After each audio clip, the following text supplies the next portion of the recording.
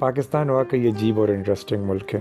یہ ایسا ملک ہے جو صرف رہ کر ہی سمجھ آتا ہے، سننے یا سمجھانے سے نہیں۔ گلاب جامن کا پہلی دفعہ سنا ہے، جب کھایا تو پہلی دفعہ عجیب لگا، بالکل پیٹرول جیسی اسمیل آئی، لیکن بعد میں اچھی جگہ سے khaaya تو لگا ہمارے ترکی کے lokma sweet جیسا ہے، بالکل ویسا ہی۔ Çok duyduğum kelimeler. Bay, Baycan, Tige, Kidere. Bunun gibi kelimeler. Favorim aralarından Baycan. Sataştığım şöyle, Abkidere Baycan, Tike Baycan filan yavaş yavaş öğreniyoruz tabii. Ettiğiniz en büyük kültürel fark nedir? Ya öncelikle gıda sektörüne, yemek kültürüne bakacak olursak çok farklı. Ben buraya geldiğimde My name is Nasrullah. I'm from Turkey. I came Pakistan 1 month ago. So what made you choose Pakistan for learning English? Pakistan is a great country to learn a language, not just for English. I have seen that more than 4 languages spoken at the same time in Islamabad. السلام علیکم، میں ہوں نمرہ اکرم اور آپ دیکھ رہے ہیں TNI with نمرہ۔ آج ہم موجود ہیں نیشنل یونیورسٹی آف ماڈرن لینگویجز میں اور ہم آپ کی ملاقات کروانے جا رہے ہیں ایسے اسٹوڈنٹس کے ساتھ جنہوں نے دنیا بھر کی یونیورسٹیز کو چھوڑ کر نمل اسلام آباد کا رخ کیا۔ تو آئیے جانتے ہیں کہ ایسی کیا خاص بات تھی کہ یہ نمل اسلام آباد کی جانب کھینچے چلے آئے۔ مرحبا، merhabalar. آپ کیسے ہیں؟ اللہ کا شکر ہے میں ٹھیک ہوں، آپ کیسی ہیں؟ الحمدللہ میں بھی ٹھیک ہوں۔ اپنا شارٹ سا انٹروڈکشن کروائیں۔ میں گریس سے ہوں، اصل میں ویسٹرن تھریس سے۔ میں ویسٹرن تھریس کا ترک ہوں، مطلب کہ میں ترک ہوں لیکن مختلف ملک میں رہتا ہوں۔ یہاں آنے کا مقصد اصل میں بس نصیب تھا۔ ٹھیک ہے، پاکستان میں خوش آمدید۔ پاکستان میں آپ کیسا محسوس کر رہے ہیں؟ میں اصل میں عربستان جانا چاہتا تھا لیکن وہاں یونیورسٹی کے پروسیسز بہت مشکل تھے، اس لیے مجھے یہاں کا معلوم ہوا اور اللہ نے یہاں آنا نصیب کیا۔ آیا، دیکھا اور لگتا ہے کہ اپنی جگہ ڈھونڈ لی ہے۔ پاکستان واقعی عجیب اور انٹرسٹنگ ملک ہے۔ یہ ایسا ملک ہے جو صرف رہ کر ہی سمجھ آتا ہے، سننے یا سمجھانے سے نہیں۔ جب پہلی دفعہ آیا تھا تو کچھ لوگوں سے مشورہ کیا تھا، انہوں نے بولا تھا پاکستان بہت خراب جگہ ہے، لیکن جب میں خود آیا تو جو دیکھا وہ امید۔ انگریزی سیکھنے کے لیے آپ نے پاکستان کا انتخاب کیوں کیا؟ میرا اصل پلان انگلش سیکھنا نہیں تھا، یہ سب اتفاق سے ہوا۔ جیسے کہ پہلے ہی بتایا، میں اصل میں مدینہ اسلامک یونیورسٹی کا سوچ رہا تھا، لیکن وہاں کا ایڈمیشن پروسیس بہت لمبا تھا۔ اللہ نے کچھ لوگوں کو سبب بنایا اور اس طرح پاکستان کا معلوم ہوا۔ آج میں سمجھتا ہوں کہ مدینہ سے بھی زیادہ فائدہ ہے یہاں پہ، کیونکہ یہاں 3 زبانوں کا آپشن ہے اور بھی لینگویجز سیکھنے کا موقع ملتا ہے۔ اچھا، آپ کو نمل پسند آئی؟ نمل بہت زبردست یونیورسٹی ہے، اس کی ایکٹیویٹیز نے مجھے واقعی امپریس کیا، خاص کر جو لاسٹ میں تھیٹر کا پروگرام کیا یا الگ الگ ایکٹیویٹیز، انہوں نے ثابت کیا کہ یہ یونیورسٹی انوویٹو ہے۔ یہ ایکسپیرینس ہم سب کے لیے بہت بڑا تھا اور لوگوں کا رسپانس دیکھ کر لگتا ہے کہ عوام نے بھی پسند کی۔ اچھا، آپ نے ٹرکش ڈپارٹمنٹ کے ساتھ مل کر تھیٹر پرفارمنس بھی کی، وہ کیسی رہی؟ Ben gayet güzel geçtiğine inanıyorum. Hepimiz için büyük bir tecrübe oldu. Sonrasında güzel geri dönüşler de aldığımıza bakılacak olursa halk tarafından da beğenildi. پاکستان کے بارے میں آپ کا پہلا تاثر کیا تھا؟ کیسا تھا؟ یعنی جب پہلی دفعہ ایئرپورٹ پہ اترا تو مجھے ایشیا کی لاکھوں کی بھیڑ محسوس ہوئی۔ اتنی بھیڑ، اتنا رش، لوگ بالکل پاس۔ ہمارے ملکوں میں افسوس الگ الگ رہنے کا رجحان زیادہ ہے۔ پہلے مجھے یہاں بہت عجیب لگا، خاص کر کھانے کا کلچر، لوگ ایک ہی گلاس یوز کرتے ہیں، لیکن عادت ہو گئی۔ ابھی بھی اگرچہ پسند نہیں ہے لیکن ٹھیک ہے۔ شکریہ، بہت شکریہ۔ ترکی اور پاکستان کے درمیان آپ نے سب سے بڑا ثقافتی فرق کیا دیکھا؟ فوڈ کلچر بہت ڈیفرنٹ ہے۔ مجھے لگا پاکستان والے کھانا کم اور مسالے زیادہ کھاتے ہیں، بہت اسپائسی ہوتا ہے۔ ترکی میں ہی مسالہ ہوتا ہے لیکن یہاں بہت زیادہ ہوتا ہے۔ شروع میں مشکل ہوئی، ہائیجین کا اندازہ نہیں ہوتا تھا، تیل اور مسالے سے پیٹ میں درد ہو جاتا تھا۔ مجھے لگا پورا پاکستان کا پروسیس ایسا ہی ہے، لیکن بعد میں سمجھ آئی کہ ہر جگہ ایسا نہیں ہے۔ जी बिल्कुल, पाकिस्तान में जब तक खाने में मिर्चें ना हो लोगों को मज़ा नहीं आता खाने में। तमाम बिरयानी खाई है आपने? बिरयानी मुझे बहुत पसंद है। हर हफ्ता कोशिश करता हूँ कि खाऊं। बिरयानी का मसाला मुझे बैलेंस लगता है, इसलिए बिरयानी मेरी जान है। गुलाब जामुन खाया आपने? गुलाब जामुन का पहली दफ़ा सुना है। ये पाकिस्तान की स्वीट्स में से है और बहुत मशहूर है। यानी ये एक सर्कल की तरह होता है, कैसा था? जब खाया तो पहली दफ़ा अजीब लगा, बिल्कुल पेट्रोल जैसी स्मेल आई, लेकिन बाद में अच्छी जगह से खाया तो लगा हमारे तुर्की के लोकमा स्वीट जैसा है, बिल्कुल वैसा ही। क्या आपने उर्दू के अल्फाज सीखे हैं और कौन से अल्फाज आपके पसंदीदा हैं? तो मैंने ज़्यादा नहीं सीखी, बस शोल में दोस्तों से मजाक करते हुए कुछ वर्ड्स बोल लेता हूँ, जैसे आप किधर है भाईजान, ठीक है भाईजान। पाकिस्तान की चाय आपको पसंद आई? पाकिस्तान की चाय पहले भी पी चुका हूँ, तुर्की और ग्रीस में भी। चाय से मेरा अच्छा रिश्ता रहा है। दूध पत्ती, ग्रीन टी सब बहुत पसंद है। पाकिस्तान में आपकी सबसे पसंदीदा जगह कौन सी है? अभी तक ज़्यादा घूमा नहीं हूँ क्योंकि स्कूल और हॉस्टल के काम थे, लेकिन इंशाल्लाह अब घूमूंगा। फतेह जंग गया था, अब गिलगित का प्लान है।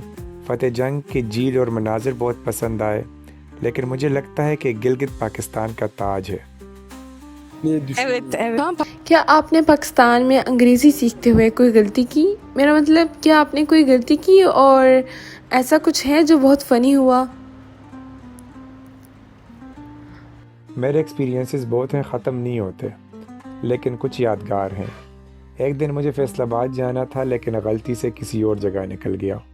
दोस्त इंतज़ार करते रहे, फिर टैक्सी ड्राइवर से बात हुई तो समझ आया कि मैं बिल्कुल दूसरी जगह चला गया हूँ। ये एक अजीब लेकिन यादगार वाक़या है। आज भी यूनिवर्सिटी से निकले तो इंटरव्यू करने का प्लान था। शिन्ना सुना तो हमें फैसल मस्जिद याद आई और उधर जाने लगे, लेकिन अल्लाह का शुक्र कि दोस्त ने वक्त पर बता दिया, वरना वहाँ भी घंटों रुकना पड़ता। tamam çok teşekkür बहुत शुक्रिया और एक बार फिर से पाकिस्तान में खुश आमदीद। Assalamu alaikum, how are you? Alhamdulillah, you. Alhamdulillah, I'm also good. So what's your name? My name is Nasrullah. Okay, can you introduce yourself? Okay, my name is Nasrullah. I'm from Turkey. I came Pakistan 1 month ago. I came for education and study. Inshallah, after the semester, I will start LLB in NAST. For now, I am in Namal at the English course for improve my English. Okay, good. So how are you feeling in Pakistan? I'm feeling different because Turkey and Pakistan have different cultures, different languages, different peoples. But I'm feeling good. I'm feeling friendly because the peoples are very friendly. The culture is the Pakistan have an Islamic culture, and this is really good for me. And I liked. Okay, thanks for liking Pakistan. Okay, so what made you choose Pakistan for learning English?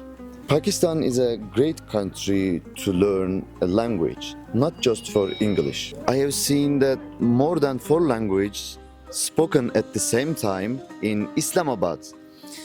Pakistani peoples are experts in language, so I can practice easily in Islamabad because in the university everyone knows English. That's the reason for me. Okay, so we are genius. What is your favorite place in Pakistan so far? Actually, I haven't traveled much yet, but I want to see North Pakistan because it looks great. Yes, it's a worldwide great. Well, Have you been mistaken for a local Pakistani and how did you react? yes, but I wasn't surprised because there are different races living in Pakistan, and they all have different appearances. This is normal for me. If you had to describe Pakistan in 3 words, what would it be? Friendly peoples and language opportunities and Islamic culture. Okay, thank you so much. So you have said that you will do LLB, inshallah. So after the LLB, what would you like? You would like to do practice here in Pakistan, or would you like to go anywhere else? After the LLB, I want to do some academical works, and also I will go abroad for continue my studies and LLB practice. Okay, अब हम इनसे कुछ टर्किश में क्वेश्चन पूछते हैं. Tamam, Urduca'da kelimeler öğrendiniz mi? Ve en sevdiğiniz kelimeler nedir? Henüz pek kelime öğrenmedim ama en çok duyduğum kelimeler bay, baycan, tige, kidere, bunun gibi kelimeler. Favorim aralarından baycan. Tamam, Pakistan'da gördüğünüz en şaşırtıcı şey nedir? Çok fazla şey var. Bunun başını yemek kültürü çekiyor olabilir. Çünkü şehre indiğim zaman, uçaktan indiğim zaman bir baharat kokusu aldım havadan. Suyundan, sokaklardan, her yerde bir baharat kokusu alıyorum. Yani aslında bu beklediğim bir şeydi ama Türkiye'de öyle bir şey göremezsiniz. O yüzden benim için farklıydı. Onun dışında evler beni biraz şaşırttı. Çünkü biz şu an Türkiye'de yaşadığımız evler gerçekten Pakistan'a kıyasla çok küçük. Pakistan'daki evlerin gerçekten büyük olması beni şaşırttı. Pakistan'da birden fazla dil konuşuluyor olmasına çok şaşırdım. Peştuca, Pancabca, Urduca, İngilizce. Bu da beklediğim bir şey değildi. Bunu da buraya geldiğim zaman öğrendim. Bunları sayabilirim. तमाम बाकी हमारे घरों में बहुत मिर्च मसाले जब फ्राई करते हैं और सालन पका रहे होते हैं तो मोहल्ले में पूरे खुशबू जा रही है. Tamam, Pakistan'a dair ilk izleniminiz nedir?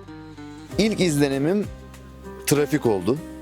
İnsanlar trafikte bizden çok daha farklı, çok daha düzensiz, trafik çok daha tehlikeli. İlk geldiğim zaman bundan korkmuştum. Ayrıca insanın samimi ve rahat. Bizim Türkiye'ye kıyasladığımız zaman Türkiye'de trafikte birine korna bastığınız zaman bu bir kavga sebebi olabiliyor. Ama burada trafikte herkes birbirine korna basıyor. Bir olay yaşadık. Geçen gün gözümüzün önünde bir taksiyle bir arabanın birbirine çarptığını, sürtüştüğünü gördük arka tarafının. İndiler, selamlaştılar, el sıkıştılar, baktılar ve arabaya binip geri gittiler. Türkiye'de önce polis, sonra hukuki süreç derken bu uzayıp gider. Yani ilk izlenimim insanın rahat olduğu ve trafik kurallarına çok uymadığı. Cevaplarınız için çok teşekkür ederim. Merhaba, Merhabalar. nasılsınız? Allah'a şükür çok iyiyim. Sizler nasılsınız? Elhamdülillah, ben de iyiyim. Kısaca kendini tanıtır mısın? Ben Yunanistanlıyım. Yunanistan Batı Trakya'dan geliyorum. Batı Trakya Türküyüm. Yani Türk'üm ama farklı ülkede yaşıyorum. Buraya geliş amacım yani tamamen nasip. Ben normalde Arabistan'a gidecekken oradaki üniversitenin zorlukları nedeniyle burasını keşfettim. Allah da burasını nasip etti. Yani geldim, tanıdım, yerimi bulduğumu zannediyorum. Tamam, çok hoş geldiniz Pakistan'a. Pakistan'da nasıl hissediyorsun? Pakistan ilginç bir ülke tabii. Böyle yani anlatarak anlatılmaz, sadece yaşanarak yaşanılabilecek bir ülke hakikaten. İlk gelişim şunu ifade edebilirim yani.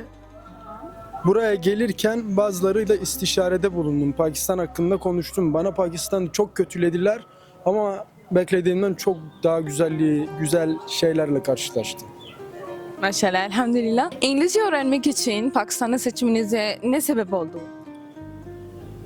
Benim buraya geliş amacım İngilizceyi öğrenmek değildi. Ben tamamen tesadüfen, daha doğrusu tesadüf karşılamaz, tevafuken buraya gelmiş bulunmaktayım. Yani şöyle, daha önce de ifade ettiğim gibi ben normalde Medine İslam Üniversitesi'ni düşünüyordum.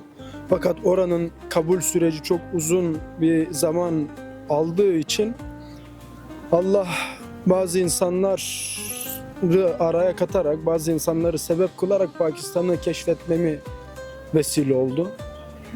Ondan dolayı şu an buraya geldim. Medine'den daha avantajlı bir konumda olduğumu da öğrenmiş bulunmaktayım. Yani burada 3 dil seçeneği ve artı birçok dile hakim olma avantajları var.